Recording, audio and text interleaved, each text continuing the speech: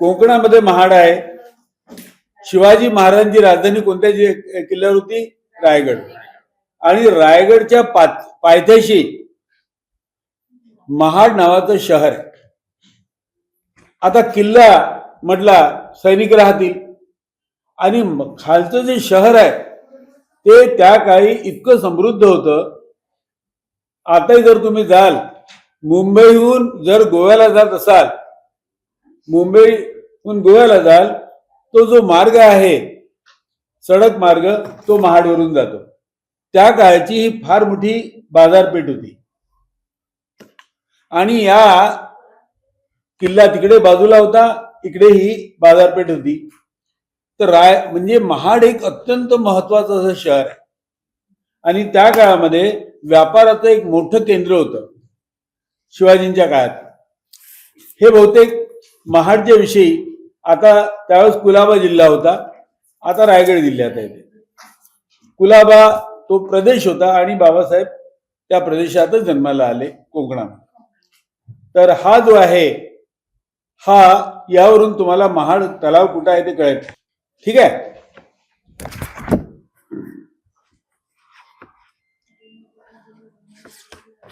हा प्रसंग तुम्हाला आठवतो काय?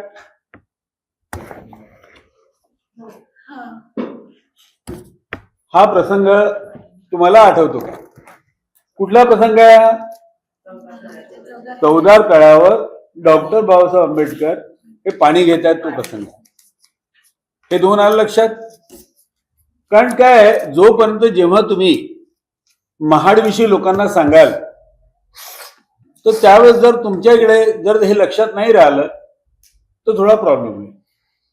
तिसरा, आज याच्यावर मी तुम्हाला विस्ताराने सांगेन, पण मी तुम्हाला आपला जो विषय आहे त्या विषयाचा फक्त मी तुम्हाला एक प्रास्ताविक करतो आहे.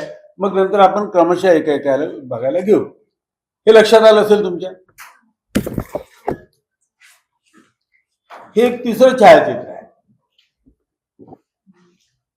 हे काय आहे?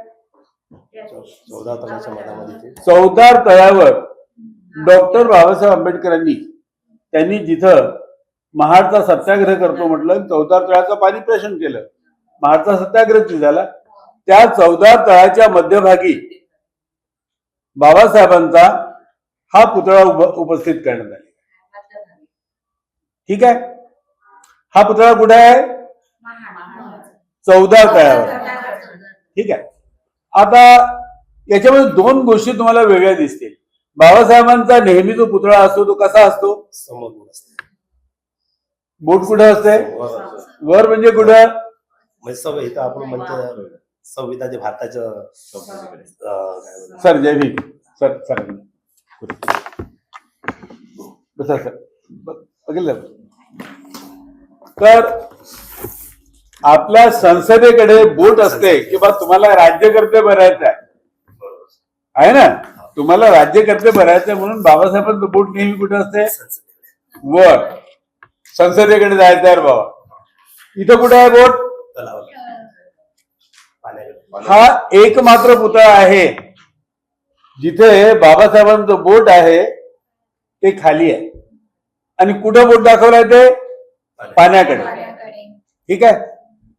तेवढं एक महत्वाचं आहे. म्हणजे बोट खाली असलेला एकमात्र पुतळा. आणि दुसरं त्याच्या खाली काय लिहिलेलं आहे? हा वाचा. पाण्यासाठी नसून मानवी हक्क, मूलभूत हक्काकरिता आहे. आता हे बघा, इथं हा संघर्ष केवळ पाण्यासाठी नसून मानवी मूलभूत हक्कांसाठी आहे हे लिहिलेलं जे आहे. हे तुम्ही जर समजलं तर महाडची क्रांती समजते. आणि हे नाही समजलं तर महाडची क्रांती पर्याय आणि बाबासाहेब आंबेडकरांची क्रांती नाही समजत. संसदेकडे बोट दाखवणं, राज्यकर्ते व्हा म्हणणं हे सगळे सांगतात. बहुतेक जेवढे आपले राजकीय पक्ष आहेत त्यांच्या डोक्यात फक्त बाबासाहेबांचा तोच पुतळा असतो, संसदेकडे बोट दाखवणारा. हा पुतळा हा फार कमी लोकांच्या लक्षात असतो. हा फरक लक्षात आला. आता तिसरं आहे, म्हणजे तुम्हाला हा जो लढा आहे हा संघर्ष केवळ पाण्यासाठी नसून मानवी मूलभूत हक्कासाठी आहे. म्हणजे मी जो संघर्ष केला महाडचा, तो फक्त एखाद्या जागी मला फक्त पाणी प्यायला भेटलं नाही म्हणून नाही, तर मूलभूत मानवी हक्कासाठी आहे. आणि आता जेव्हा तुम्ही दलाची प्रतिज्ञा घेतली त्याच्यामध्ये तुम्ही तेच उच्चारलं.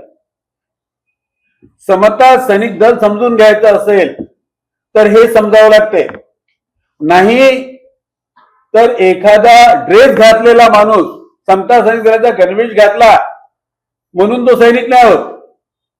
बाजार गुंडा होतो, तो नकली सैनिक होतो. ज्याला हे समजते हा संघर्ष केवळ पाण्यासाठी नसून मानवी मूलभूत हक्कासाठी आहे, हे ज्याला समजते तो सैनिक आहे. आणि जो हे समजावून देऊ शकते, महाडच्या क्रांतीचं समजावून देऊ शकते, तो सैनिक होते. आणि ज्याला समता सैनिक दल समजते त्याला महाड समजते, आणि महाड समजते त्याला समता सैनिक दल समजते. हे पर्याय आहेत एकमेकाचे. आपण यावर विस्ताराने बोलू. आता हे काय, बहिष्कृत भारत. हे बहिष्कृत भारताचा हा फोटो आहे. मूळ बहिष्कृत भारत हे आहे.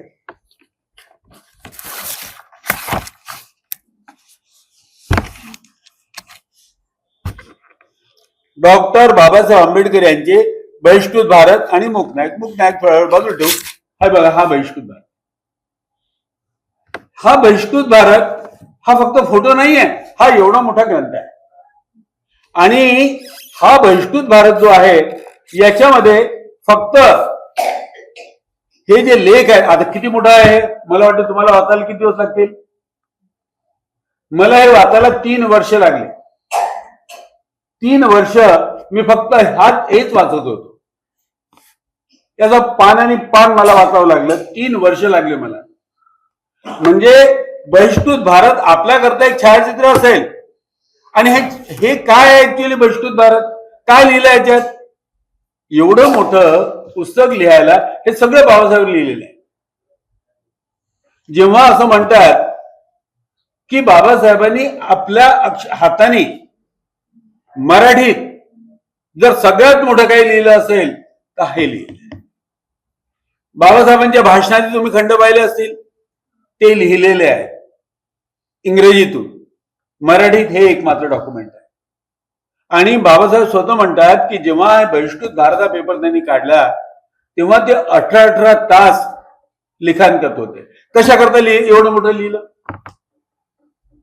हे बहिष्कृत भारत जे एवढं मोठं लिहिण्यात आलं हे कशा पाहिजे. हा एक महत्वाचा भाग आहे की ज्यावेळेस बाबासाहेबांना तळ्यावर पाणी पिण्यापासून मज्जाव करण्यात आला आणि त्यांच्यावर प्रचंड टीका झाली, आणि त्या टीकेमधून त्या टीकेला उत्तर द्यायचं होतं म्हणून हा पेपर चालू केला. हा पेपर चालवला. या पेपरला चालवण्यासाठी त्यांना किती त्रास झाला तो भाग याला इदा. पण हे लक्षात ठेवा, हा बहिष्कृत भारत ज्याला नाही समजला त्याला बाबासाहेब नाही समजत. बाबासाहेबांचा विचार नाही समजत. त्याला फक्त दिसते बाबासाहेबांचा फोटो, बाबासाहेबांची मूर्ती, आणि त्याचं काम एवढं राहते की बा फोटोला हार टाकला, मूर्तीला हार टाकला की आमचं काम झालं. पण ज्याला बहिष्कृत भारत समजते त्याला बाबासाहेब समजते, नाही तर नाही समजत. त्याच्यानंतर हा फोटो कोणता आहे. हा समता सैनिक दलाचा फार नंतरचा फोटो आहे. साधारणपणे या सत्याग्रहाच्या महाडच्या साधारणपणे 10 वर्षांनंतरचा फोटो आहे. 10-11 वर्ष म्हणजे 9-10 वर्षांनंतरचा फोटो आहे. त्यावेळेस स्वतंत्र मजूर पक्ष स्थापन झाला होता 36 मध्ये, त्यावेळेचा फोटो आहे. पण याच्यामधून हे दिसते की डॉक्टर बाबासाहेब आंबेडकरांच्या सोबत जे सैनिक आहेत ते कोणत्या गणवेशात आहेत. खाकी गणवेशात आहेत. लाल सदराही आहे काही लोकांचा, पण एक खाकी गणवेशात आहेत त्यावेळेस सुरुवातीचा. तर त्यामुळं याच्याहून तुम्हाला एक कल्पना येते की बाबासाहेबांचं समता सैनिक दल हे त्यावेळेस कसं फॉर्म झालं होतं, काय होतं, याच्याहून तुम्हाला कल्पना येते. आणि आता हे चित्र कसलं आहे. हे महाडचं आहे. हे पण महाडचं आहे. हा, जिथं मनुस्मृती जाळल्या गेली त्या मनुस्मृती जाळलेल्या जागी हा क्रांतीस्तंभ उभारण्यात आलेला आहे. 25 डिसेंबरला मनुस्मृती जाळण्यात आली. त्यानंतर हा स्तंभ तिथं उभारण्यात आला. मनुस्मृती जाळली. मनुस्मृती किती लोकांनी पाहिली कल्पना नसेल. ही आहे मनुस्मृती, संपूर्ण मनुस्मृती आम्ही छापली. आणि घोडस्वार सर म्हणाले चांगलं झालं छापली. अर्धे लोक म्हणाले कशाला छापली हो, बाबासाहेबांनी जाळली. बाबासाहेबांनी जाळली, तुम्ही कोण छापली? आता घोडेस्वार सर त्यांच्याशी भांडेल, मी नाही भांडणार. पण ही आहे मनुस्मृती. आणि हे मनुस्मृती का जाळली याचं जर आपण हे घेऊ तर आम्ही याला एक शीर्षक दिलेलं आहे, चातुर्वर्ण.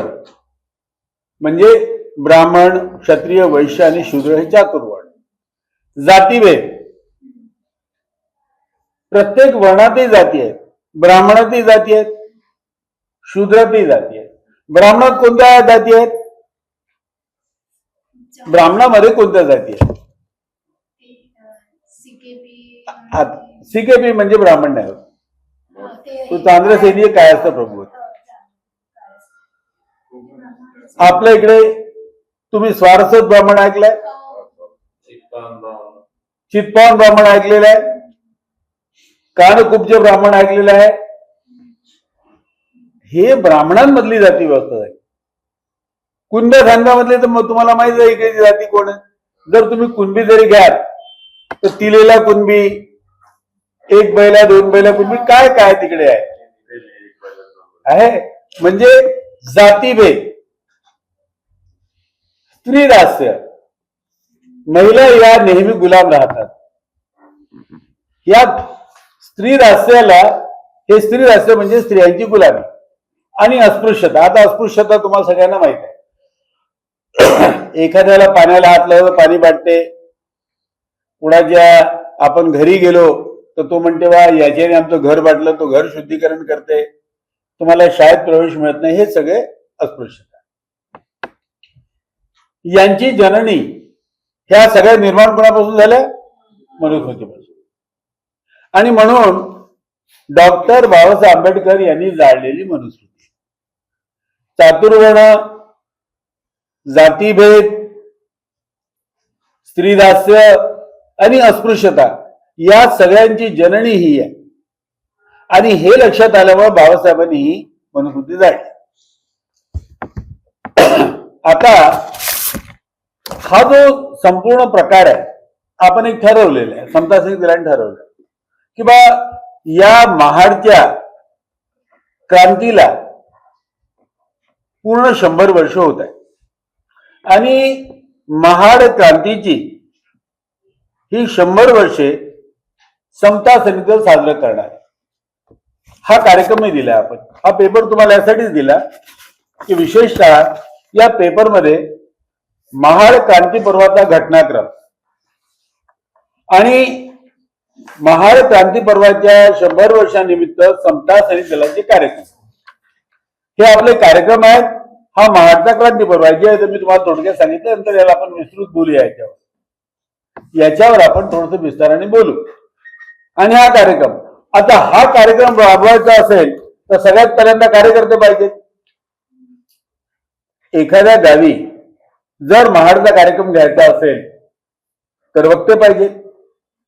आणि जर समजा तुम्हा समता सैनिक दलाजवळ तसे वक्ते नसतील, कार्यकर्ते नसतील, त्यांना माहिती नसेल तर ते महाड सांगू शकतील काय? त्यामुळे आमची तुम्हाला विनंती आहे की तुम्ही इथे जे सहभागी झालात त्याचं मुख्य कारण हे आहे की तुमच्यापैकी प्रत्येकाने महाडची क्रांती समजून घ्यायची आणि बोलून दाखवायची इथं. आणि इथून गेल्यावर तुम्ही आपापल्या गावी या महाडची क्रांती समजून द्यायची. यासाठी आम्ही तुम्हाला इथं पाचारण केलेलं आहे. त्यामुळं आमची अपेक्षा अशी आहे की इथं आम्ही तुम्हाला महाडचा विषय समजून दिल्यानंतर तुम्ही सुद्धा प्रत्येकाने या विषयावर थोडं बोललं पाहिजे, विचारलं पाहिजे आणि आपली तयारी केली पाहिजे की जेणेकरून तुम्ही आपापल्या गावी हे सांगू शकले पाहिजे. राहील लक्षात. त्यामुळं तुम्हाला हे प्रशिक्षण जे आज इथं आहोत देणार होतो आपण, ते याच्याकरता की तुम्ही प्रशिक्षक म्हणून गावात गेले पाहिजे.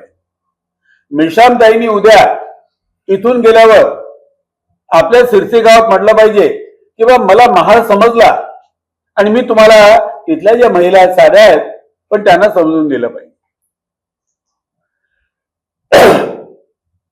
त्याच्याकरता आज आपले आणि हे काम आम्हाला जमणार नाही म्हणून आम्ही सरांना बोलावलं किंवा सरांच्या माध्यमातून त्यांच्या ते जे आपल्याला वेगवेगळ्या पद्धती सांगतील त्या माध्यमातून आपण या शिबिराला आपण हे करूया. आणि आपल्यापैकी बरीचशी मंडळी ही बरीच प्रशिक्षितही आहेत, बरीच प्रशिक्षण होईल.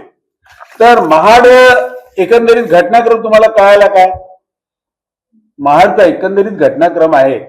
तिथली जी जागा आहे, तिथल्या जे महत्वाची स्थळ आहेत, त्या निमित्ताने हा जो बहिष्कृत भारत पेपर निघाला, हा तुम्ही फक्त आपल्या डोळ्यांनी पाहिला काय पूर्ण?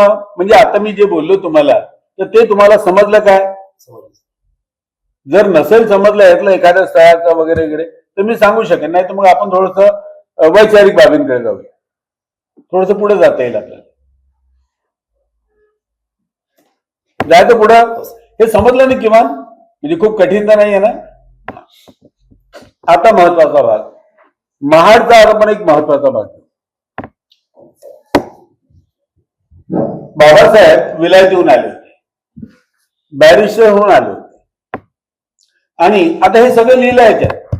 या बहिष्कृत भारतामध्ये सगळं लिहिलेलं आहे. याच्या आधीचा घटनाक्रम तो मी सांगतो, इथं जे लिहिलेलं आहे ते नंतरच आहे. पण आधी काय झालं, बाबासाहेब विलायतीतून आले आणि विलायतीतून आल्यानंतर त्यांचे काही मित्र होते सीकेपी. आता ताई एक बोलल्या ब्राह्मणात म्हणून सीकेपी.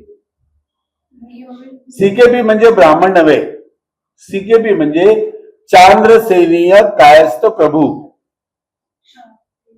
चांद्रसेनीय कायस्थ प्रभू ठाकरे, बाळासाहेब ठाकरे, चित्रे आणि टिपणीस या बाबासाहेबांच्या आंदोलनामध्ये चित्रे आणि टिपणीस ही कायस्थ मंडळी बाबासाहेबांच्या सोबत होती. मग तो नंतर मी नंतरचा भाग नंतर सांगेन. ठाकरे आता जे आता आपले राज ठाकरे आहेत, बाळासाहेब ठाकरे आहेत, हे चांद्रसेनीय कायस्थ प्रभू ही त्यांच्या जातीचं नाव आहे.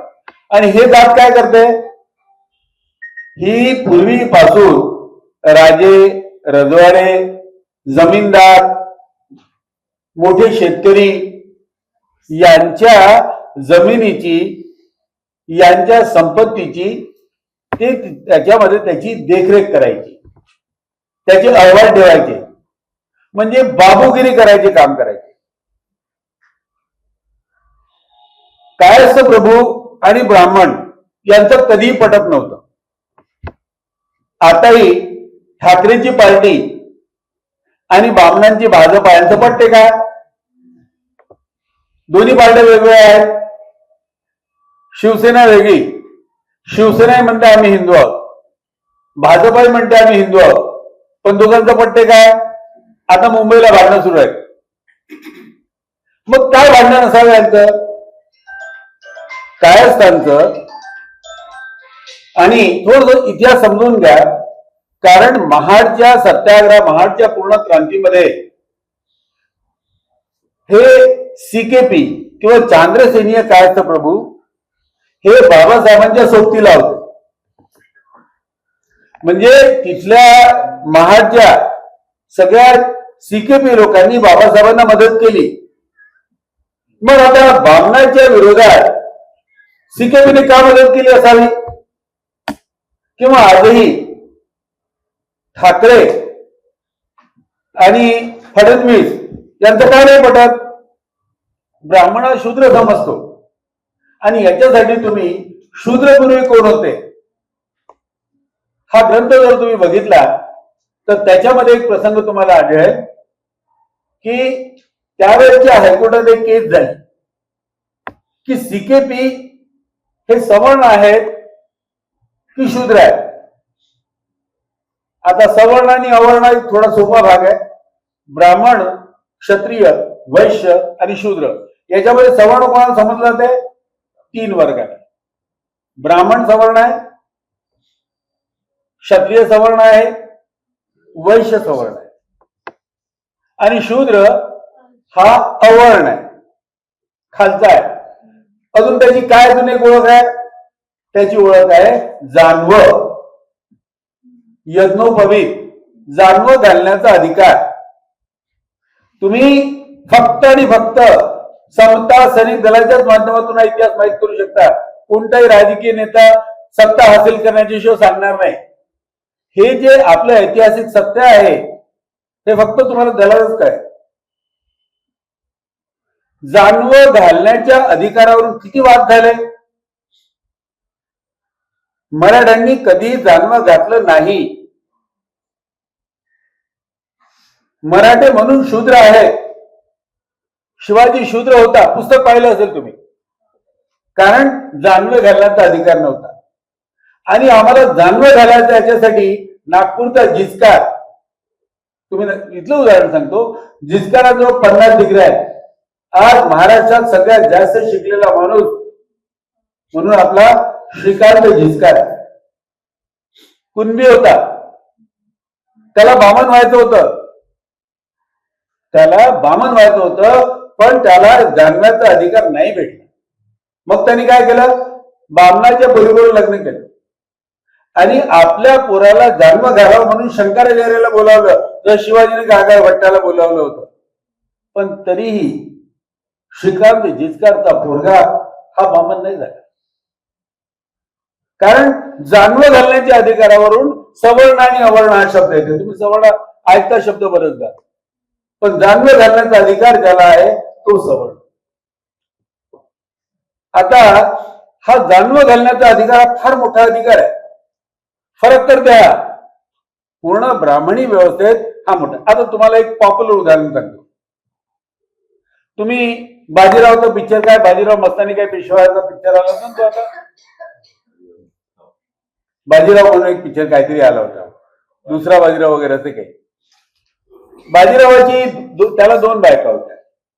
दुसऱ्या बायकोचं नाव काय? मस्तानी. मस्तानीच्या पोराचं नाव काय? मस्तानी ब्राह्मण बाप, आणि मस्तानीला मुसलमान म्हणतात, पण मस्तानी मुसलमान नाही. तिचा बाप राजा छत्रसाल आणि तिची आई मुसलमान. म्हणजे क्षत्रिय बापाची पोरगी सुद्धा मुसलमान ठरली आईच्या मुळे. चला, पण ब्राह्मण बाप आणि थोड्या वेळाकरता गृहीत धरून मुसलमान आई, त्यांच्या पोराला काय झालं? तो कोण ठरेल तुमच्या हिशोबाने? आता तुम्ही मला या प्रश्नाचं उत्तर द्या. एक बौद्ध माणूस आहे आणि एक ख्रिश्चन बाई आहे. बौद्ध माणूस आणि ख्रिश्चन बाई यांचं लग्न झालं, तर मुलगा कोण? खरं खरं सांगा बाबा, बौद्ध नाही. तुम्ही बौद्ध म्हणाल, पण बाजीरावाच्या पोराला ब्राह्मण म्हणून स्वीकारलं काय? पिक्चर पाहिलं ना तुम्ही सगळ्यांनी? पिक्चर तर तुम्ही पाहिला नाही स्वीकार. बामण बाप आणि मिश्र रक्ताची आई, पण तरी त्याला बामण म्हणून नाही स्वीकारला. मग त्यांनी कोणता धर्म स्वीकारला? त्यांनी मुसलमान धर्म स्वीकारला. त्याला ब्राह्मण म्हणून त्याची गुंज झाली नाही, म्हणून तुम्हाला म्हटलं जानवं. हा सगळा जो झगडा आहे ना वर्णाश्रम धर्माचा, हा जाणण्याचा झगडा आहे. आणि तो जाणण्याचा झगडा तुम्हाला समजलं पाहिजे, तेव्हाच महाड समजते, तेव्हाच मनुस्मृती धर्म समजते, तेव्हाच बहिष्कृत भारत समजते, तेव्हाच मनुस्मृती समजते, नाही काय समजत. मी तुम्हाला उदाहरणं काय देतोय जिचकारची आणि पेशव्याची? ही जिवंत उदाहरणं आपल्या काळातली आहे. शिवाजी तर मागे गेले, शाहूंचं मागे गेलं, पण आजच्या काळात बाजीरावांचा पोरगा, मस्तानी पासून झालेला पोरगा शमशेर सिंग म्हणून मुसलमान झाला. त्यांनी झाली म्हणजे पानिपतच्या युद्धामध्ये तो मराठ्यांनाच हे राहिला, प्रामाणिक राहिला, बाजीरावांनाच प्रामाणिक राहिला. शेवटी आजही जिवंत आहे. बाजीरावांची संतान आजही जिवंत आहे आणि मुसलमान म्हणून जिवंत आहे. यावरून तुमच्या लक्षात आलं असेल की जाणण्याचा अधिकार किती महत्वाचा आहे. शूद्रपुरी कोण होते हा जर ग्रंथ तुम्ही बाबासाहेबांचा बघाल तर तुम्हाला लक्षात येईल की एका क्षत्रिय समाजाला जेव्हा जाणण्याचा अधिकार नाकारला गेला तेव्हा त्याला त्या पौराणिक त्या काळामध्ये त्यांना शूद्र ठरवण्यात आलं. आजचे शूद्र ते शूद्र नाही आहेत. बाबासाहेबांनी शूद्रपूर्वी कोण होते जे 11व्या अध्यायात सांगितलं की आज ज्यांना शूद्र समजतो आपण तेलीमाळी कुणबी हे तिथले शूद्र नाही आहेत. ते वेद काळाचे जे शूद्र होते त्याच्यामधल्या एका क्षत्रिय जमातीला फक्त उपनयनाचा जाणण्याचा अधिकार नाकारला म्हणून ते शूद्र झाले. हाच प्रकार आता तुम्ही सीकेपीला लावा. सीकेपी हा शूद्र आहे अशा प्रकारे ब्राह्मणांनी प्रतिपादन केलं आणि त्यामुळं कोर्टामध्ये त्यांनी सिद्ध केलं की सीकेपी हा सवर्ण नाही. सीकेपी हा शूद्र आहे आणि म्हणून ते भांडण आहे. आज शिवसेनेचं आणि भाजपाचं जे भांडण तुम्ही पाहता आणि दोघेही बाबरी तोडायला गेले. बाबरी मस्जिद तोडायला शिवसेना गेली, बाबरी मस्जिद तोडायला भाजपाही गेली. बाळासाहेब ठाकरेंना म्हणतात हिंदू हृदय सम्राट म्हणतात, त्यांचं नाव देतात हिंदू हृदय सम्राट बाळासाहेब ठाकरे. आणि RSS काय म्हणते कोणतं राष्ट्र बनवायचं आहे? हिंदू राष्ट्र बनवायचं आहे. एक हिंदी म्हणजे हृदय सम्राट आहे आणि एक हिंदू राष्ट्र बनवू इच्छिते. मग दोघेही एक का नाही होत? दोघे एक का नाही होत? दोघांनी एकच व्हायला पाहिजे ना. मग नाही होत, पाडणार. कारण की मामनाच्या दृष्टिकोनातून सीकेपी हे शूद्र आहे आणि ती चीड आहे शूद्र सीकेपींना. म्हणून सीकेपी हे आंबेडकरी लोकांसोबत होते, बाबासाहेबांच्या सोबत होते. पुढे काय झालं तो नंतरचा तुम्हाला इतिहासाचा भाग आहे. त्यांचे टिप्पणी हे स्वतंत्र मजूर पक्षाचे सचिव होते. 6 महिने जेलमध्ये राहिले. बाबासाहेबांच्या पार्टीसाठी जी बाबासाहेबांची प्रथम राजकीय पार्टी होती त्यासाठी जेलमध्ये राहिले. आणि पूर्वी जेव्हा बाबासाहेबांचा पक्ष निघाला स्वतंत्र मजूर पक्ष तर लोक उपहासाने म्हणायचे की हा महारांचा आणि सीकेपीचा पक्ष आहे. महार आणि हा इतिहास वेगळा. पण आपण तुम्हाला सीकेपीच्या लोकांनी या महाडच्या आंदोलनामध्ये मोठं महत्वाचं सहभाग दिला. मी तुम्हाला सांगितलं चित्रे साहेब हे बाबासाहेबांकडे गेले आणि बाबासाहेबांना म्हणाले की तुम्ही आता विदेशातून आले, तुम्ही काहीतरी समाजकार्य केलं पाहिजे. आणि कुलाबा जिल्हा हा कोकणात आहे आणि बाबासाहेब तुम्ही कोकणीत आहात. बाबासाहेब कोकणीच होते की नाही? बाबासाहेब कोकणे होते म्हणजे या संदर्भात की कोकण विभागात त्यांचा जन्म झाला. दापोली कुठे आहे? कोकणात आहे. तर त्यामुळं ते कोकणे. तर ते म्हणाले की बा आपण कोकणामध्ये एक परिषद लावू.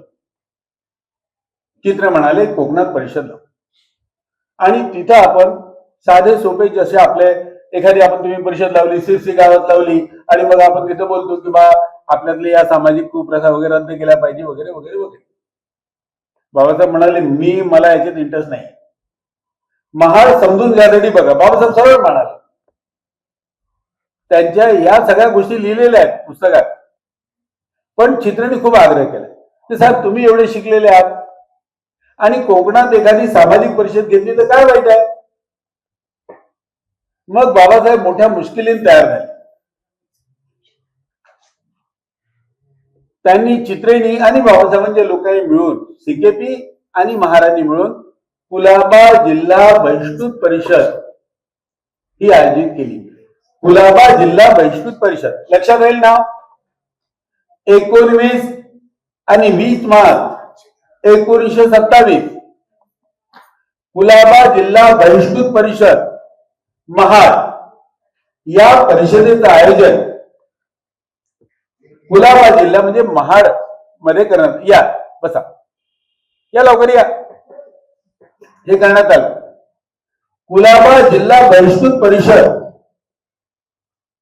याच्यामध्ये फक्त उद्देश एवढा होता की कोकण विभागामध्ये महारांच्या परिस्थितीवर एक साधारण चर्चा घडवून आणायची, हा एवढा फक्त एक उद्देश होता.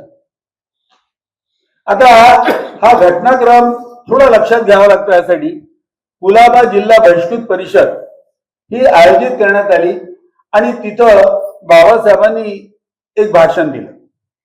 19 मार्च 1927 ची घटना. एक भाषण दिलं आणि काही ठराव पारित केले. काय ठराव पारित केले? आपल्याला महाराष्ट्रात सत्याग्रह करायचा वगैरे ठराव नाही केला. त्यांनी काय म्हटलं तिथं की बा तुम्ही लोकांनी आपल्या समाजात आपली परिस्थिती सुधारली पाहिजे. म्हणजे काय केलं पाहिजे? तुम्ही असा व्यवसाय केला पाहिजे ज्याच्यामध्ये मान सन्मान असेल. तुम्ही कापड विणलं पाहिजे, खादी विणली पाहिजे, तुम्ही शेती केली पाहिजे, तुम्ही सरकारी नोकऱ्यांमध्ये म्हणजे पांढऱ्या पेशा स्वीकारला पाहिजे, असा बाबासाहेबांनी भाषण दिलं. भाषण आहे याच्यात, हे सगळं भाषण इथे छापून आलं. अजून काय त्यांनी ठराव केला तिथं? पूर्वी महार जातीमध्ये दारूचा म्हणजे ज्याला असं म्हणतात की ती रूढी होती. कोणी मेला तर दारू, मला वाटतं आधी गावात आहे का माहित नाही, पण तिकडे आमच्याकडे नागपूर शहरात होतं. कोणी मेला की मैतीला जायचं असेल तर ती सगळी मयत आमच्या कमालडागी चौकातून जायची, तिथं थांबायची. एका बाजूला हाराचे दुकान आहे आणि एका बाजूला दारूचं दुकान आहे. तर हार घेण्यावाले हार घ्यायचे, दारू पिण्यावाले दारू प्यायचे आणि मग मय्यत बारसे घाटावर जायचे. मी लहानपणी पाहिला, आता नाही तेवढा प्रकार, पण आता कमी झाला. बाबासाहेबांनी ठराव केला महारमध्ये की महार समाजामध्ये दारूची जी परंपरा आहे, अरे लग्न असलं तरी दारू आणि काडीमोड म्हणजे त्यावर डिवोर्स. साहेब तुम्ही लक्षात ठेवा की आता कदाचित तसे प्रकार होत असतील माहित नाही. काडीमोड जर करायचा असेल म्हणजे समाजामध्ये जर आपल्याला बायको सोडायची असेल किंवा बायको नवरा सोडायची असेल तर गावाच्या पंचायतला पहिले दारू पाजावं लागेल. आता कोर्टात फी भरावी लागते, पण त्यावेळेस कोर्टाची फी नव्हती. जात पंचायतीला दारू पाजल्याशिवाय लग्न होत नव्हतं आणि विघ्न म्हणजे डायव्होर्सही होत नव्हता. तर बाबासाहेबांनी म्हटलं की प्रथा बंद करा.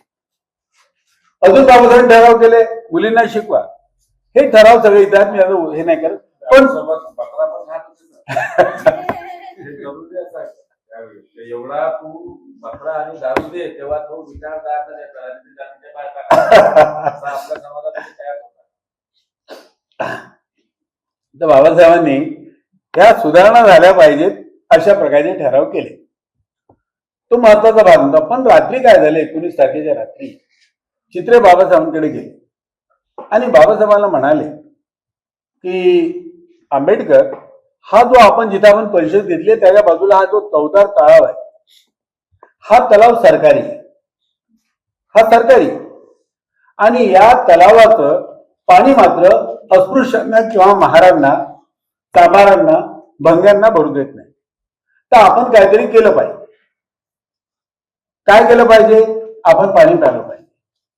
सरकारी तलाव आहे, सगळ्यांचा तलाव आहे आणि पाणी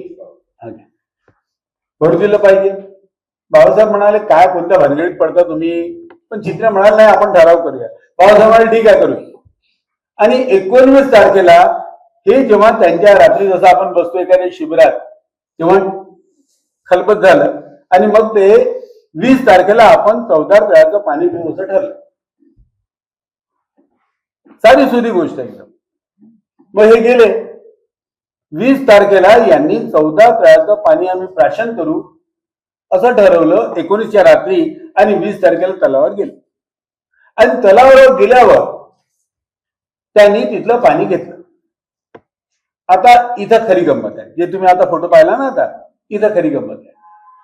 हे एवढी मोठी जी क्रांती झाली महाडची ते फक्त तेवढ्या नासुकल्या कारणासाठी ना, काही नव्हतं. आता तुम्ही किती अभ्यास करा, कोणते 1927च्या आधी बाबासाहेब हे फार मोठे समाजाचे नेते होते काय? त्यांना कोणी विचार तरी होतं काय? 1927च्या आधी, 1927 काय 30-31च्या आधी बाबासाहेबांची जयंती कधी साजरी झाली काय? 1930 म्हणतो फक्त. कुठं सगळे डॉक्युमेंट पाहून घ्या. आणि आज बाबासाहेब आपला देव आहे, लय देवासारखा आहे. काय होतं 27 मध्ये? फक्त मूक नाईक 20 मध्ये आणि 1919 मध्ये आपलं साऊथ ब्युरो कमिटी सपोर्ट निवेदन. ते लोकांना माहित नव्हतं. सायमन कमिशन कोणाला कळत होतं? शिकले नव्हते लोक. त्या एका घटनेने बाबासाहेब झाले. बाबासाहेब झाले. सगळ्या विद्वानांना तुम्ही चॅलेंज करा, म्हणा बाबासाहेब 14 तळ्याच्या त्या संघर्षाच्या आधी बाबासाहेब होते हे सिद्ध करा.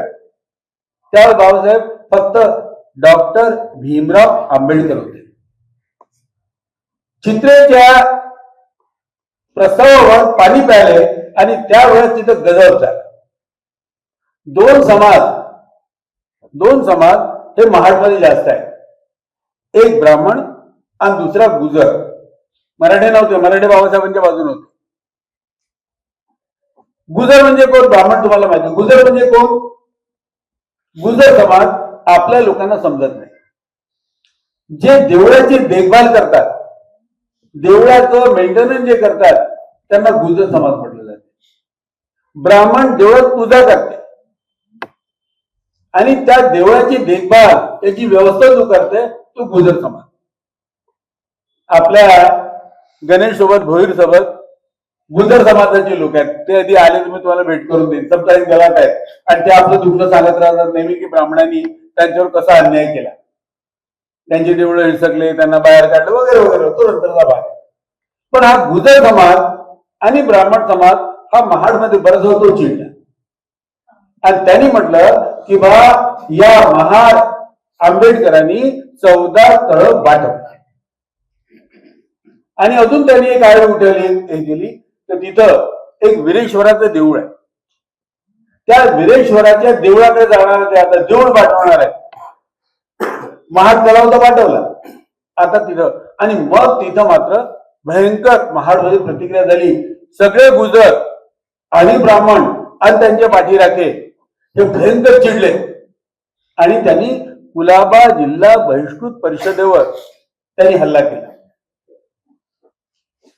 पहिल्यांदा त्यांनी ज्या परिषदेनिमित्त जे लोक महाडच्या बाजारपेठेत फिरत होते त्यांना बेदम मारहाण करणं सुरू केलं. एक चांभारेन बाई होती, चांभाराजी वगैरे, त्या बाईला मारलं. चांभार सोबतच होते त्यावेळेस, शिवतरकर सोबत होते. त्या चांभारांना मारलं. जे भेटले त्यांना बेदम मारहाण केली आणि नंतर त्यांनी मोर्चा वळवला परिषदेकडे जिथं बाबासाहेब. आणि बाबासाहेबांना आता या महारड्या आंबेडकरांना ठोकून काढायचं आणि 14 तळ पाठवले याला आता शिकवायचं धडा म्हणून ते आले. आणि ते जेव्हा आले चाल करून त्यावेळेस बाबासाहेबांच्या सोबत ब्रिटिशांच्या फौजेतले जे रिटायर्ड झालेले सैन्य होतं.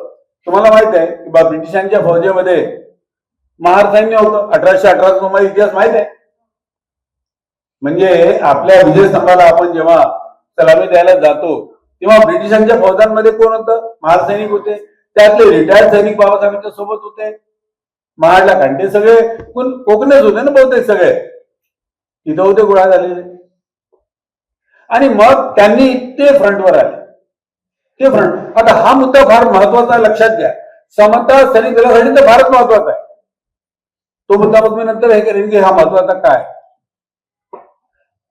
ते सैनिक गोळा झाले, तरुण पोरं होते ते गोळा झाले आणि त्यांनी बाबासाहेबांच्या समोर कडक केलं आणि बाबासाहेबांना म्हटलं की बाबासाहेब, आता या बामणांनी गुजरांनी खूप मस्ती केली. आता तुम्ही आम्हाला आदेश द्या. आम्ही सैन्यातले लोक आहोत, आम्ही ट्रेड लोक आहोत. आता आम्ही यांना जोडतो. कारण ते सैनिकच होते ना. रिटायर्ड सैनिक म्हणजे सैनिकच. आता रिटायर्ड सैनिक एखादा आहे रिटायर्ड सैनिक म्हणून जोडून चालत विसरतो का? लढणं त्या धंदा आहे त्याचा तो.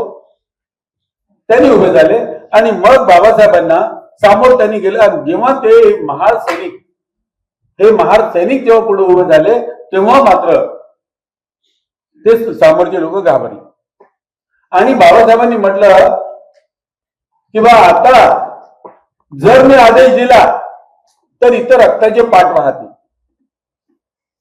तुम्ही जर यांना आदेश दिला हे त्यांना मारतील, ते यांना मारतील, नुसतं रक्ताचं हे होईल. आणि त्यामुळे बाबासाहेब म्हणाले थांबा, तुम्ही आता थांबा. आणि मग त्यांनी तिथले जे इंग्रज अधिकारी होते, पोलीसवाले होते, त्यांना सांगितलं की बघा तुम्ही आता इथं तोफवा, जर मी आदेश दिला तर इथं हे होईल. आणि तुम्हाला माहिती आहे त्यावेळेचे ब्रिटिश जे सैनिक अधिकारी होते ते थोडेसे कडक होते, शिस्तीचे. त्यांनी मध्यस्थी केली. बाबासाहेबांनी आपल्या लोकांना थांबवलं आणि मग तिथं तो वाद तेवढ्या पुरता शमला. आपले लोक तयार झाले आणि तेव्हा जे महार रिटायर्ड सैनिक जे गोळा झाले, तो जो समूह आहे तो उद्या समता सैनिक दलात कन्वर्ट झाला. समता सैनिक दल हे एक दिवस नामकरण झालं, आम्ही गोळा होतो, नाव ठेवतो, असं नाहीये. ही इव्होल्युशन आहे. ज्यांना विज्ञान कळते त्यांना दोन गोष्टी करतात, एस्टॅब्लिशमेंट आणि इव्होल्युशन. इव्होल्युशन म्हणजे उत्क्रांत होणं, एका परिस्थितीतून उत्क्रांत होणं. ज्या वेळेस बाबासाहेबांनी फक्त साधं पाणी घेतलं हातात, ते एवढा मोठा जमाव त्यांच्यावर चालू राहिला, तेव्हा त्यांनी बघितलं की जर समजा आज हे महार सैनिक नसते तर काय झालं असतं. ती परिषद उधळून लावण्यात आली असती, बाबासाहेबांना मारहाण झाली असती. आणि म्हणून तिथं तो ग्रुप जो उभा झाला तो असा शिस्तबद्ध ग्रुप पुढे व्हावा याच्याकरता म्हणून त्या लोकांनी आपली एक बाबासाहेबांनी त्या लोकांची एक संघटना स्थापन केली आणि तिला पुढं समता सैनिक दल हे नाव दिलं. समता सैनिक दल या शब्दाचा उल्लेख 1930च्या आधी कोणत्याही साहित्यात आढळत नाही. आता एक वाद आहे. आता आमचे बडके साहेब, तुम्ही वाईट नका वाटो, बडके साहेब मला म्हणाले की बा 13 एप्रिल समता सैनिक दलाचा जन्मदिवस आहे. आम्ही म्हणतो 19 आणि 20 मार्चला इव्होल्युशन आहे. आता त्या जन्मतारखेवर आपण नंतर वाद करू, आपण त्याचा काही पुरावा कोणाकडे नाही आहे. कुठून आला तेही मला माहित आहे.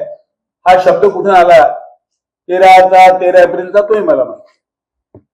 परंतु त्या समूहाने पुढे मग सोशल इक्वॅलिटी आर्मी, समता सैनिक दल हे नाव त्या समूहाला देण्यात आलं. आणि म्हणून समता सैनिक दलाचे आपण शिपाई 19 आणि 20 मार्चला समता सैनिक दलाचा स्थापना दिवस साजरा करतो. याच्याविषयी आपल्याला डिबेट करता येईल, पण तो जो समूह तयार झाला तो समूह म्हणजे समता सैनिक दल. त्यामुळे समता सैनिक दलाची नेमकी स्थापनेची तारीख कोणती ती आपण 19 आणि 20 मार्च, विशेषतः 20 मार्च आपण गृहीत धरतो. आणि त्यामुळे बाबासाहेब पुढे बोलले की बाबा मी 1927 काळामध्ये हे दल स्थापन केलं वगैरे वगैरे फॉर्मल. त्याच्या फॉर्मॅलिटीज कडे आपण नंतर जाऊ, पण ही परिस्थिती लक्षात घ्या. मी त्याचा विस्तार यासाठी नाही करत कारण की विषयांतर होईल, आपण त्यावर चर्चा करू. आणि 19 ते झालं, ते त्यावेळेचं भांडण संपलं थोड्या वेळापुरतं. त्याला पुढे खूप फोडणी मिळाली. 21 तारखेला परिषद झाली, संपन्न झाली, ठराव झाले, सगळं झालं. 21 तारखेला भावनांनी त्या 14 तळ्याची शुद्धी केली. 21 तारखेला त्यांनी काय केलं, 25 घागरी पाणी काढल्या, आपला काही यज्ञ विज्ञ केला आणि त्या 14 तळ्याच्या तलावामध्ये गाईचं शेण, मूत, तूप, दूध, पंचामृत म्हणतात ते त्यांनी घातलं, शेणमूत घातलं आणि गोमूत्र शिंपडल्याने त्यांनी तलावाचं शुद्धीकरण झालं असं जाहीर केलं. हा जे भांडण झालं याची ही घटना मोठ्या प्रमाणामध्ये गाजली आणि कोकणातल्या, मुंबईच्या आणि महाराष्ट्रातल्या सगळ्या पेपर्सनी बाबासाहेब आंबेडकरवर प्रचंड टीका केली. गांधींनी सुद्धा केली आहे, बऱ्याचशा लोकांना माहित नाही आहे, पण गांधींनी सुद्धा टीका केली बाबासाहेबांवर. त्यावेळेस बाबासाहेबांना गांधी हे सवर्ण समजायचे. जेव्हा एखादा सवर्ण समाजातला माणूस असेल, सुधारक असेल, आता बरेचसे सुधारक झाले, बोले वगैरे झाले, त्यातला एक असेल, पण त्यांना माहित नव्हते का अस्पृश्य आहे. त्यांनी टीका केली आणि बाबासाहेबाला आताताई सुधारक, उतारे सुधारक, याला काय गरज होती मांडला जायची, गेला तर गेला, पाण्याला हात लावायची काय गरज होती, कशासाठी भांडणं लावत्या. म्हणजे बाबासाहेबांवर प्रचंड टीका झाली. टीका झाली ते झाली, पण बाबासाहेबांनी पाण्याला हात लावला म्हणून बाबरांनी तिथं गोमूत्र टाकलं आणि ही गोष्ट बाबाला जिव्हारी लागली. माझी किंमत काय? जेव्हा बाबासाहेबांना समजलं की महाडचं शुद्धीकरण झालं तेव्हा बाबासाहेब म्हणाले की माझी किंमत काय? मी बॅरिस्टर झालो, मी विलायतेत गेलो, इतकं शिकलो, मला लोक मोठा माणूस समजतात आणि मी फक्त एका पाण्याला हात लावलं, तर पाणी वाटतंय. मग माझी किंमत काय? तुम्ही एखाद्याच्या घरी गेलात, लग्नाला गेलात आणि तुम्हाला म्हटलं नाही हो रामटेके, तुम मेरी शादी में नहीं आने का. रामटेके साहेबांना काय वाटेल? तुम्ही आपल्या एखाद्या पाहुण्याच्या घरी गेले आणि त्यांनी तुम्हाला वागणूक योग्य दिली नाही, तुम्ही आताही काय करता? तुम्ही जर समजा जिथं तुमचा अपमान झाला काय करता तुम्ही? तुम्हाला जिव्हारी लागते. अरे आपल्या इकडे फक्त लग्नात योग्य सन्मान झाला नाही म्हणून भांडणं होतात. सगळे आपल्या लग्नाचे भांडणं कशासाठी होतात? मानापमानासाठी. म्हणजे लग्नात जवळच्या नातेवाईकाला नंतर बोलावलं, जेवायला बोलावलं म्हणून भांडणं करतो ना आपण, आणि कुठपर्यंत भांडणं. आणि तशाच एका माणसाने फक्त पाण्याला हात लावला म्हणून जर ते पाणी वाटत असेल तर बाबासाहेबांसारख्या माणसाला काय वाटलं? मग माझी किंमत काय? मी कोण आहे? म्हणजे मी माणसाने पाण्याला हात लावलं त्यामुळे माणसाची घाण निष्ठा खाणाऱ्या गायीच्या विष्ठेनं ते शुद्ध होते. मग मी कोण आहे? माझी किंमत काय? ही गोष्ट बाबासाहेबांच्या जिव्हारी लागली आणि इथून ती जी जिव्हारी लागली इथून मग पुढचा लढा सुरू झाला. आणि इथून म्हणून आजही तुम्ही जो संघर्ष करता तो आम्ही आमच्या अस्मितेकरता करतो, आमच्या स्वाभिमानाकरता करतो. बाबासाहेब आमच्या अस्मितेचं स्वाभिमानाचं प्रतीक आहे हे जे आपण वारंवार सांगतो, हे याच्याकरता कारण की तुमचा लढा तिथून सुरू होते. मी अस्पृश्य आहे म्हणून मला जी वागणूक मिळते, जनावर सारखी वागणूक मिळते किंवा मला कुंभवल्या जनावरांपेक्षा हीन समजलं जाते, ही गोष्ट बाबासाहेबांच्या जिव्हारी लागली. आणि तिथून मग पुढा संघर्ष सुरू झाला. राजकीय सत्तेसाठी नाही झालं सत्ता, मग नंतर, पण पहिल्यांदा हा संघर्ष सुरू झाला की आजही आमची किंमत काय, आम्ही कोण आहोत. ग्रामीण भागातल्या लोकांना अस्पृश्यतेची झळ आपल्यापेक्षा जास्त पोहोचते, आजही पोहोचते. आम्ही लहानपणी शाळेत जायचो आणि कोष्ट्यांच्या सड्यावरून जायचो.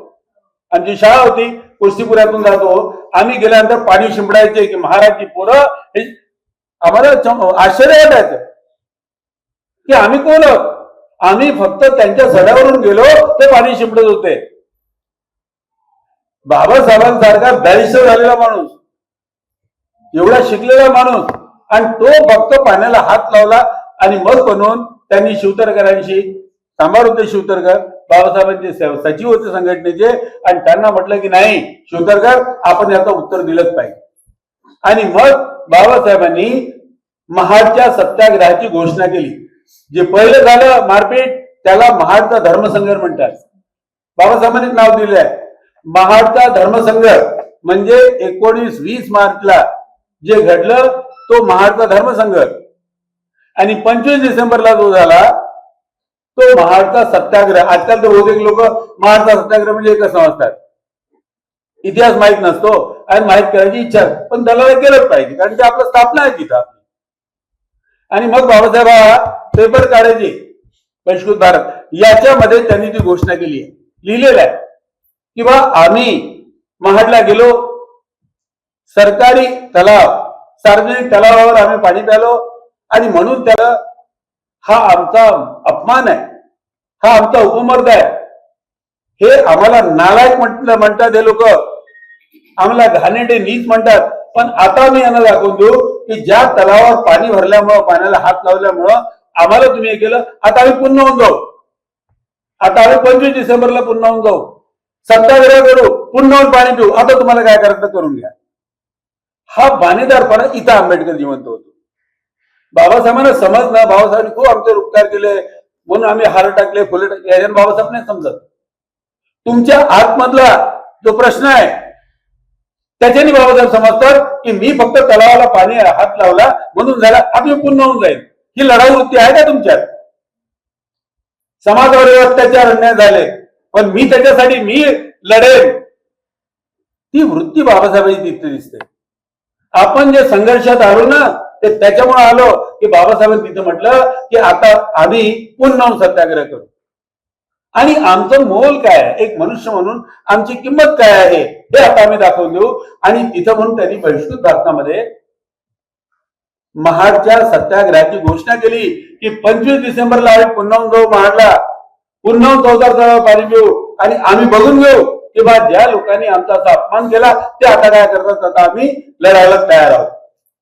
म्हणजे आपल्या अपमानाच्या विरुद्ध जेव्हा आंबेडकर पेटून उठला आणि त्यांनी महाडची घोषणा केली, तिथून मग पूर्ण संघर्ष सुरू झाला. आणि म्हणून हे तुम्हाला फोटो दाखवला ना, हा जो फोटो दाखवला पहा, याच्यावर काय लिहिलेलं आहे. हा संघ केवळ पाण्यासाठी नसून मूलभूत मानवी मूलभूत हक्कांसाठी.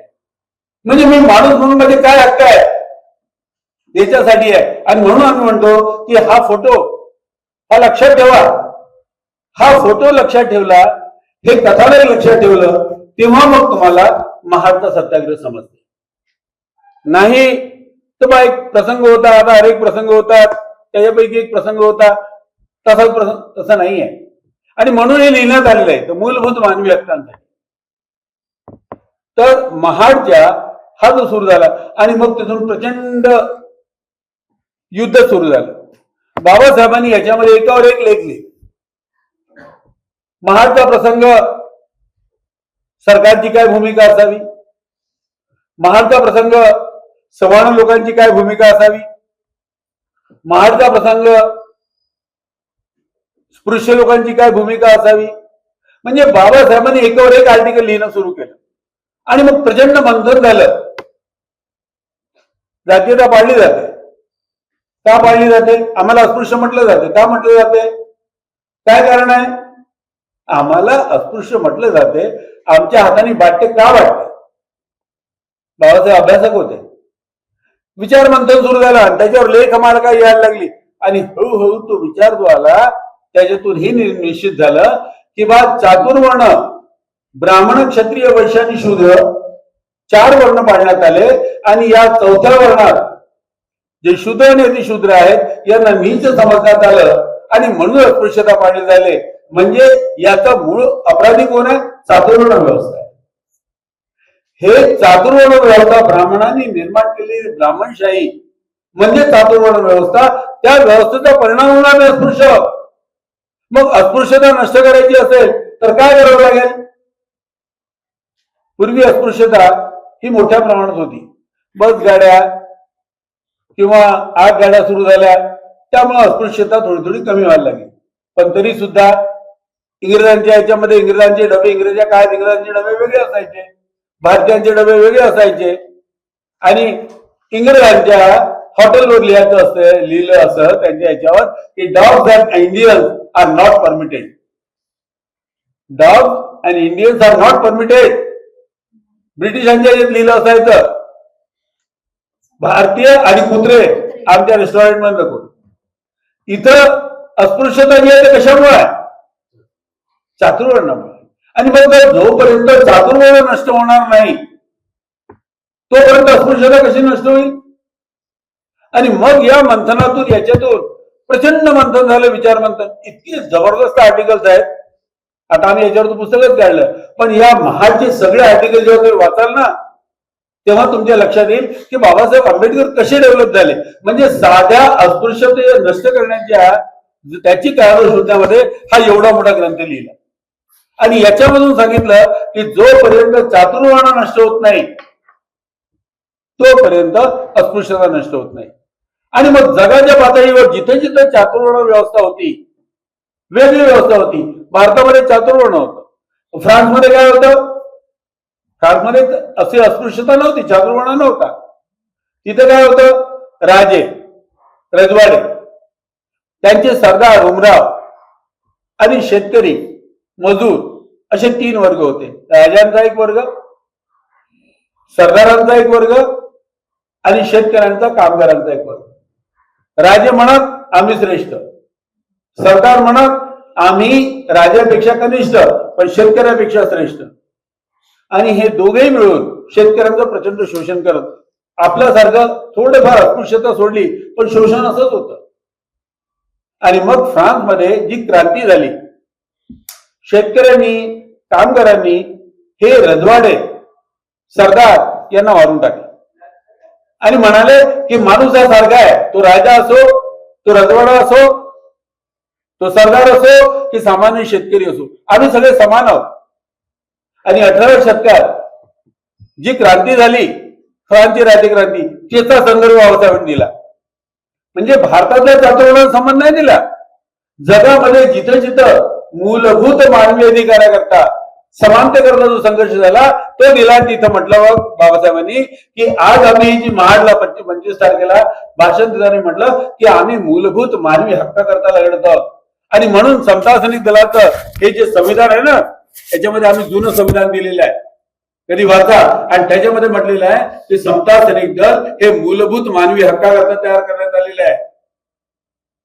आणि बाबासाहेबांनी हे समता सैनिक दल जे तयार केलं हे मूलभूत मानवी अधिकाराकरता केलं. आता आपल्याकडे लोकांना मानवी अधिकार समजतच नाही. तो तिथून महाडच्या 14 काळापासून झालेला संग्राम हा एवढ्या मोठ्या बौद्धिक विचारधारेपर्यंत डेव्हलप झाला. हळूहळू क्रमशः आपली काय भूमिका असली पाहिजे, सरकारची काय भूमिका असली पाहिजे, सगळ्यांची काय काय भूमिका असली पाहिजे, आपण काय केलं पाहिजे, कोणते कारण झाले, हा एवढा मोठा ग्रंथ, हे विचार आहेत सगळे बाबासाहेबांचे. आणि या विचाराला समजल्याशिवाय बाबासाहेब आंबेडकर समजतच नाही. आणि त्यामुळे आम्ही काय म्हणतो की ज्याला महाड समजत नाही त्याला बाबासाहेब समजत नाही, त्याला आपली परिस्थिती कशी बदलली, आपण क्रमशः कशी पुढे गेलो हे समजत नाही. आणि आता तुम्हाला संधी आलेली आहे, महाड सत्याग्रहाच्या 100 वर्षानिमित्त तुम्हाला संधी आहे की तुम्ही आपल्या लोकांना पुन्हा एकदा आठवण करून द्यावी की तुमच्या बापदादांनी जो संघर्ष केला, आज 4 दिवस चांगले आले, आज चांगले सुखात जगता, म्हणजे असं नव्हतं. ही परिस्थिती कशी बदलली, त्या बदलाच्या मागे महाड कारणीभूत आहे. आणि म्हणून महाडचा धर्मसंघर्ष, महाडचा सत्याग्रह, महाडच्या काळात झालेलं विचार मंथन, मानवी समानतेकरता झालेला संघर्ष हा जोपर्यंत समजत नाही तोपर्यंत बाबासाहेब नाही समजत. आणि ती संधी आम्ही आता तुम्हाला देत आहोत. आता हा विस्तार आणि म्हणजे महाडला नेमकं काय झालं मग ते तुम्हाला थोडक्यात सांगतो आणि संपवतो. बाबासाहेबांनी सत्याग्रह घोषित केला, हे सगळे विचार झाले, सगळे लोक गेले आणि महाडमध्ये आता आम्ही सत्याग्रह करू. तिथं इंग्रज आडवे आले, ते म्हणाले आंबेडकर तुम्ही सत्याग्रह करू नका. बाबासाहेब म्हणाले काय नका करू, तर म्हणाले एक वाद झालाय. काय वाद झालाय की महाडचा तलाव 14 तलाव हा खाजगी आहे की सरकारी आहे, हा वाद आहे. आणि काही सवर्णांनी ब्राह्मणांनी केस टाकली की महाडचा तलाव हा खाजगी तलाव आणि त्याच्यामुळं आंबेडकरांचा सत्याग्रह हा कायदेशीर नाही. मग तलाव सार्वजनिक आहे की खाजगी आहे, खाजगी विहिरीवर नाही जाऊ शकत तुम्ही पाणी भरायला, सार्वजनिक विहिरीवर भरू शकता. तो वाद आहे. बाबासाहेब म्हणाले असा कसा वाद निर्माण केला, सत्याग्रही जे वीर होते ते म्हणाले नाही आम्ही पाणी पिऊ म्हणजे पिऊ, तो खाजगी असो की सरकारी असो. बाबासाहेब बॅरिस्टर होते. बाबासाहेब म्हटलं नाही कायदेभंग करू नका, कायदेभंगाचा चळवळ नका करू, आपण सरकारला विरोधात जाऊ, आपण ब्राह्मणाच्या विरोधात जाऊ, दोघांचा विरोध एका वेळेस नाही जमणार. ते म्हणतात ना कायदेशीररित्या महाडचा तलाव हा खाजगी आहे म्हणतात, आपण लढू. आणि बाबासाहेबांनी एक मोठी केस लढली, तो केसचा उल्लेख आपण नंतर करू. नंतर तो आपल्यापासून निकाल लागला, महाडचा 14 म्हणजे जे तलाव आहे हा सार्वजनिक तलाव आहे सिद्ध झालं. आणि तुझं इथे आदेश झाला की बा इथं कोणी पाणी भरू शकतो, तो नंतरचा भाग. पण तिथं बाबासाहेबांनी तो सत्याग्रह तहकूब केला. आता आम्ही याला थांबवतो आहोत आणि कोर्टात जाऊ. पण एक गोष्ट लक्षात ठेवा, 25 तारखेचा सत्याग्रह तहकूब झाला, पण 27 तारखेला मोठी क्रांती झाली. 27 तारखेला मोठी क्रांती झाली. चांभारवाड्यामध्ये महिलांची सभा झाली, एक परिषद झाली. चांभारवाड्यात महिलांची परिषद झाली आणि बाबासाहेब इथे लिहितात की माझ्या या संपूर्ण महाडच्या सत्याग्रहामध्ये सगळ्यात महत्वाची सभा आहे ती सभा होती अस्पृश्य महिलांची. तिथं महिला सांबार होत्या, महार होत्या, सगळ्या अस्पृश्य महिला होत्या. आणि ती सभा सगळ्यात चांगली म्हणतात बाबासाहेब. लोकांना 25 डिसेंबर माहित आहे, मनुस्मृती दहन माहित आहे, त्या दिवशी शास्त्रबुद्धांनी वगैरे यांच्या हाताने बाबासाहेबांनी 25ला जाळली तेवढं माहित आहे. पण ही सभा, या सभेमध्ये बाबासाहेब म्हणतात की या ज्या अस्पृश्य महिला इथे गोळा झालेल्या आहेत, आम्ही तुमच्या पोटी जन्म घेतला, अस्पृश्य स्त्रीच्या पोटी जन्म घेतला, म्हणून आम्हाला नीचपणे वागवतात. अरे आम्हाला कोठारात कवळे मारून टाकलं.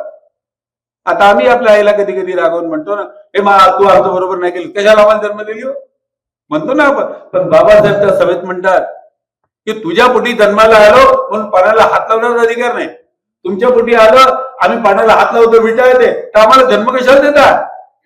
आणि तिथून त्यांनी बाबासाहेबांना सांगितलं की तुम्हाला बदलावं लागेल. बाबासाहेबांनी सांगितलं स्त्रियांना तुम्हाला बदलावं लागेल, तुमचे कपडे बदलावं लागतील, हे कत्लाचे दागिने नाही पाहिजे, सोन्या चांदीचे घाला, चांगले कपडे घाला.